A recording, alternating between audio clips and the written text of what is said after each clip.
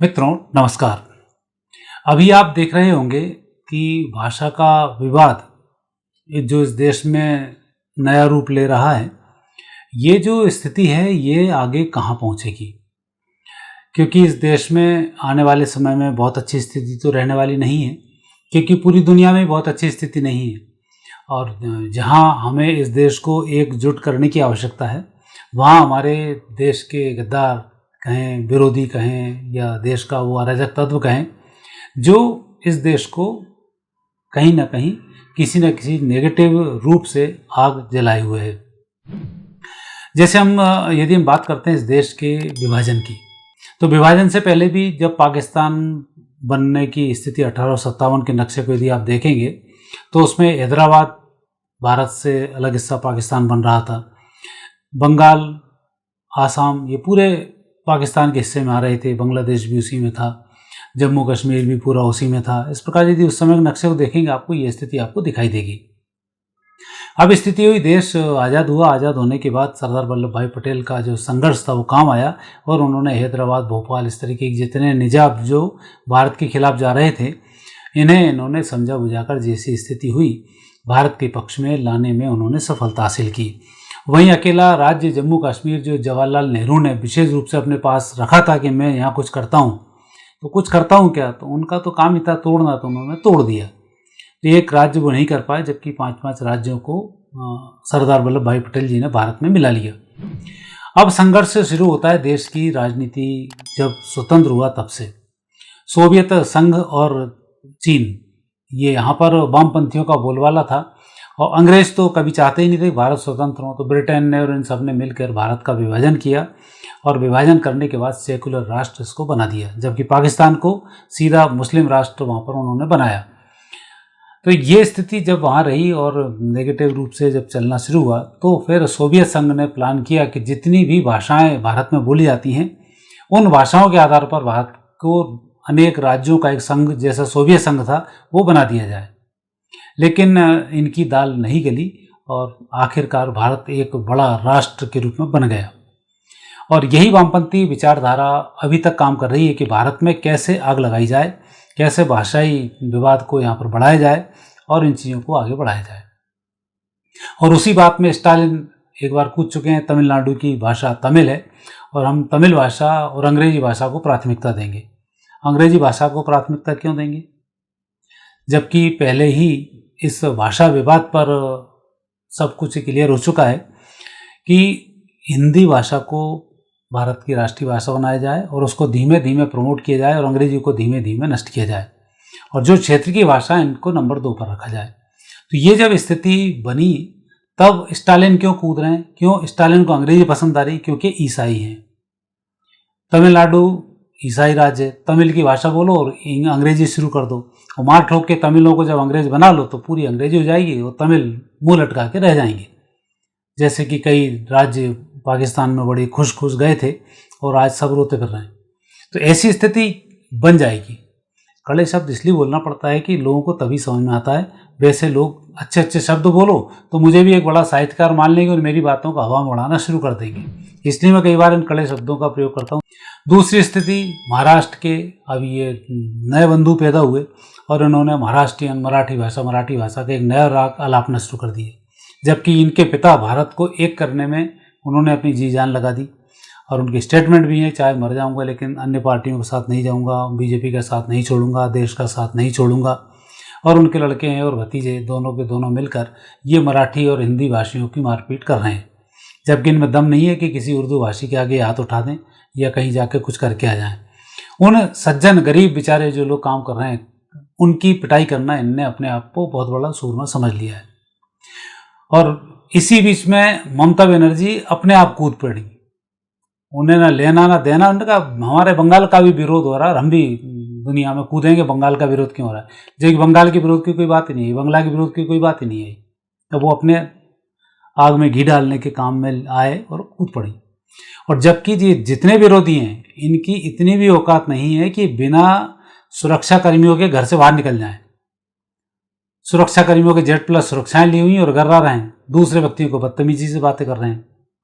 और दम हो तो खुद निकल के आ जाओ, तो वहीं कई लोग, उसी मोहल्ले के लोग तुम्हें बता देंगे कि हिंदी चाहिए, मराठी चाहिए, तमिल चाहिए, अंग्रेजी चाहिए, या हिंदी चाहिए, या बंगला चाहिए, या हिंदी चाहिए, अंग्रेजी चाहिए।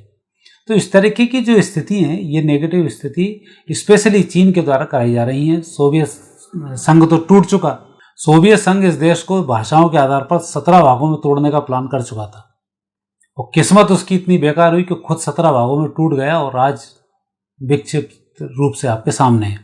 अब तो हमारा दोस्त है, इसलिए हमें ज़्यादा उसकी बुराई नहीं करनी चाहिए, लेकिन पहले के सोवियत संघ की बात करें तो इसने भारत के लाल बहादुर शास्त्री की हत्या करने में भी कोई कसर नहीं छोड़ी, जबकि हम उसी समय कई गुना समृद्ध हो चुके थे। और बचा खुचा भी चीन है, तो चीन इस प्रकार की आग लगाता रहता है। चीन की आग बड़ी आसानी से लग जाती है बंगाल में, क्योंकि उसका प्रभाव सीधा सीधा वहाँ शुरू हो जाता है। अंग्रेजी होने के नाते ब्रिटेन आग लगा देता तमिलनाडु में या हमारे साउथ वाले क्षेत्रों में, केरल में इस प्रकार से आग, क्योंकि जहाँ हिंदू कम हैं वहाँ पर आग बड़ी आसानी से लगाई जा सकती है। कश्मीर में बड़ी आग लगाई, कश्मीर में कई हिंदुओं का पलायन हुआ, ये स्थिति बना कर रखी। तो एक स्थिति तो भाषा के विवाद की है, और यही महाराष्ट्रियन, कब की महाराष्ट्र एक ऐसा समृद्धशाली प्रदेश है, यदि राष्ट्र के साथ सही तरह से रहा होता तो आज देश की कुछ और स्थिति होती। और सिर्फ यही, कहीं भाषाई विवाद कर देते हैं, कहीं क्षेत्रीय विवाद कर देते हैं, कहीं कुछ कर देते हैं, और करते करते सालों हो गए। शरद पवार अपनी काम चलाते रहे, कांग्रेस अपनी लुटियाँ चलाती रही, मुस्लिम अपनी राग अलापते रहे, और महाराष्ट्र का कभी भी इन्होंने भला नहीं होने दिया।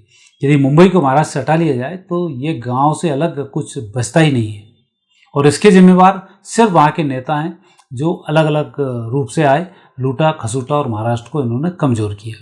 और इन्हीं सब घटनाओं के चलते हुए संविधान सभा की जो बैठक हुई थी, उस बैठक में भी यही निर्णय लिया था कि इस देश को एक राष्ट्र कैसे बनाया जाए। जब तमिलनाडु वाले अब एक देश के आप नागरिक हो और अपने आप को एक देश मानते हो, तो अंग्रेजी भाषा को स्वीकार क्यों कर रहे हो? गुलामों की भाषा को आप स्वीकार कर रहे हो, और ये बता रहे हो कि हम इनके कभी गुलाम रहे हैं और हमें गुलामी की इन सब जंजीरों को तोड़ना है। तो इनको तोड़ने के लिए यदि कोई राष्ट्रीय भाषा आएगी तो तमिल तो राष्ट्रीय भाषा हो नहीं सकती। तमिल के अलावा तमिल कहीं बोलोगे तो आपकी कोई वैल्यू नहीं है।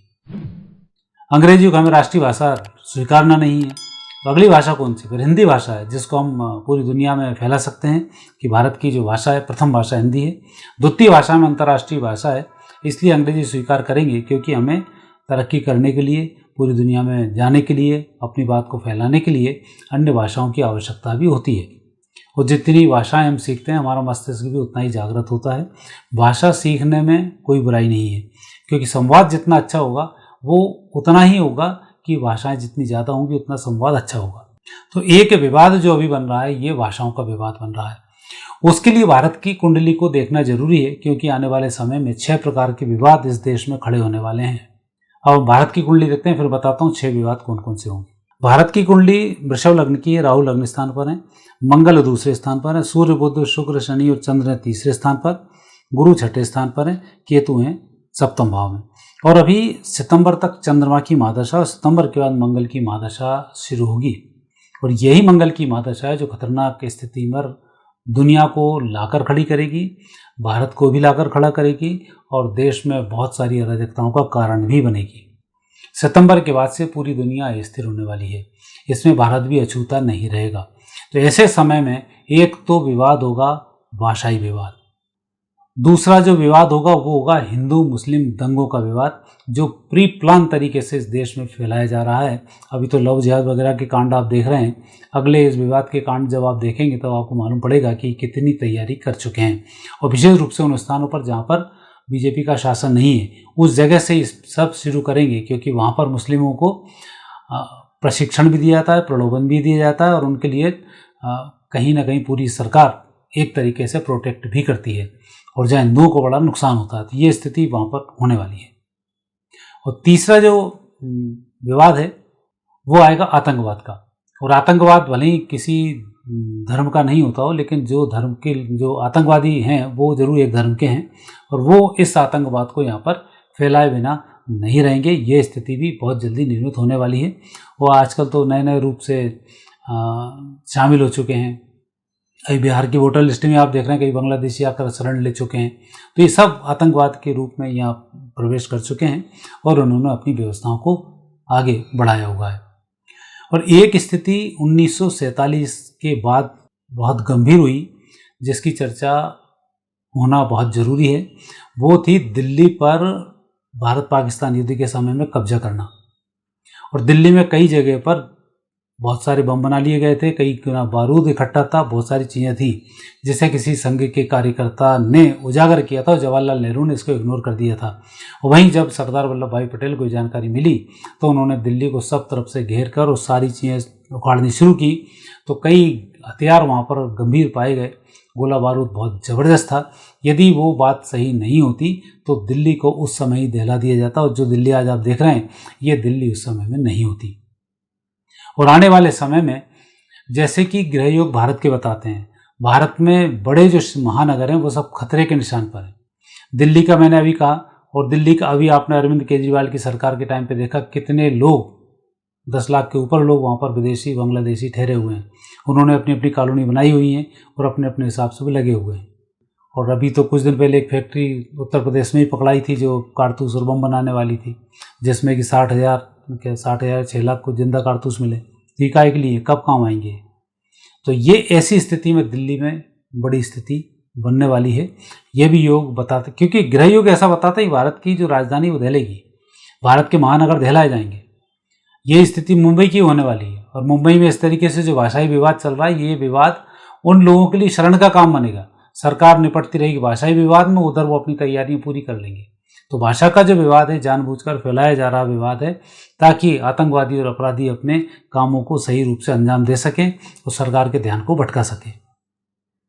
वही स्थिति चेन्नई में होने वाली है। चेन्नई भी एक बड़ा महानगर है और वहाँ पर जो स्टालिन वगैरह जिस तरीके से बातें करते हैं, ये सब एक्सपोज होने वाले कुछ सालों के अंदर। अभी आपको लग रहा है कि हमारे नेता हैं, बड़े बड़े मुख्यमंत्री हैं, बड़े बड़े पदों पर बैठे हुए हैं। जब हम कश्मीर के इन बड़े बड़े नेताओं की बात करते थे, लोग विरोध करते थे कि इनके बारे में आतंकवादी नहीं कह सकते, ये नहीं कह सकते। अब सब आतंकवाद के केस लड़ रहे हैं, सारे आतंकवादी धाराओं में फंसे हुए हैं। तो ये स्थिति समय के अनुसार होती है, सारा काम तब हो जाता है। वही स्थिति ममता बनर्जी ने बंगाल की हुई है। आप देखते हैं कोई लड़की सुरक्षित नहीं आती, ना अस्पतालों में सुरक्षित आती, ना स्कूलों में आती, ना उनकी जांच बैठती। और अपराध करने वाले कौन? वो एक ही कौम वाले निकल जाते हैं। उन पर हाथ डालना, उनका वोट बैंक नहीं होना चाहिए। अभी जानबूझकर इन भाषाओं में कूद पड़ी, जबकि बंगाल का तो कोई काम ही नहीं था। क्यों? क्योंकि बंगाल को जलाना है। अभी जब समय आएगा तब मालूम पड़ेगा कि ये बनेंगी, जब ताबूत में गाड़ी जाएंगी, जलाई जाएंगी, उस समय में इनकी ओरिजिनल समझ में आता है। अजीत जोगी हमारे यहाँ थे, लोग समझ रहे हिंदू है हिंदू है, मालूम पड़ा जब मरे तब मालूम पड़ा कि ताबूत में ले जाकर ईसाई थे। वो लड़का पता नहीं कहाँ से उनकी अस्थि विसर्जन भी कर आया है। मतलब इतनी बड़ी ब्लंडर मिस्टेक इस देश में हो जाती है। सोनिया गांधी की पढ़ाई के ऊपर इतनी बड़ी ब्लंडर मिस्टेक, यदि सुब्रमण्यम स्वामी के स्टेटमेंट सुनेंगे आपको समझ में आ जाएगा। तो ये स्थिति निर्मित हो जाती है। तो ऐसा बंगाल भी अछूता नहीं रहेगा। तो इस प्रकार के जो बड़े बड़े हमारे यहाँ महानगर हैं, उन सब महानगरों की स्थिति बहुत बेकार होने वाली है। तो ये एक 5वीं स्थिति बनती है। और 6ठी स्थिति जातीय संघर्ष की स्थिति। अभी आप देख ही रहे होंगे लगातार जातियों की भाषा, हमारे राहुल बाबू बोल रहे हैं, सब बोल रहे हैं जातियों की बात करो। मुस्लिमों में कितनी जाति है उनकी कोई बात नहीं करना है, हिंदुओं में कितनी जाति है उनकी बात करो। और हिंदुओं में जो जाति इलाका हो, जो कुछ हो, उसे अपनी तरफ मिलाओ, एम बाय फार्मूला लगा लो। यादव इस देश के साथ रहते हैं, यादवों का भगवान कृष्ण से संबंध जुड़ा हुआ है, उन्हें इस देश के लिए बड़ा देशवासी के रूप में मान्यता प्राप्त है, खुद भी एक इस देश के लिए लड़ने मरने को तैयार, कई शहीद उनके यहाँ हुए हैं। लेकिन जहाँ बाहुल्य तो मुस्लिम प्लस यादव जोड़ दो, वो बाकी के लोग हैं उनके अंदर जाति संघर्ष करा दो और अपने अपनी सरकार बनाओ, और जैसा चीन बोलता है वैसा करना शुरू कर दो। तो यहाँ से भी पैसे मिलेंगे, वहाँ से भी पैसे मिलेंगे, अपनी समृद्धि को सुधारते रहो। और आखिरी में जब गुलाम बनेंगे तब क्या स्थिति होगी, ये तो वो सोचते नहीं है। ये तो उन्हें उम्मीद नहीं है कि कभी ऐसा भी होगा। अभी तो अपन मजे करो। भारत के जितने भी स्थिति हैं उन सबको, भारत के जितने भी पुरातत्व की चीज़ें उन सबको नष्ट करो।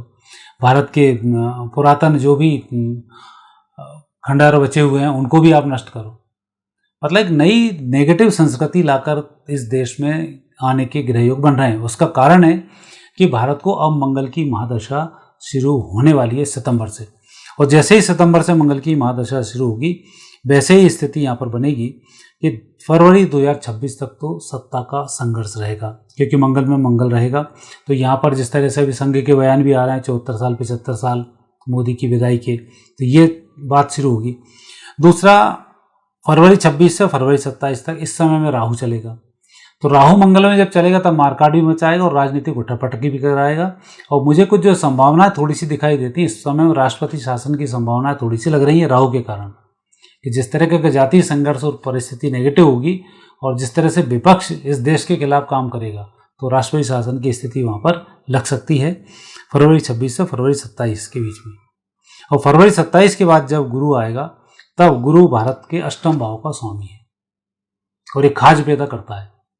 तो फरवरी 27 से लेकर फरवरी 28 तक इस देश के अंदर किस प्रकार से इस देश को दहलाया जाए, जातीय संघर्ष के रूप में कराया जाए, बम से पटका जाए, आतंक के थ्रू फैलाया जाए, जातीय संघर्ष कराया जाए, इस प्रकार के सारे चिंतन होकर उन पर कार्य शुरू होगा।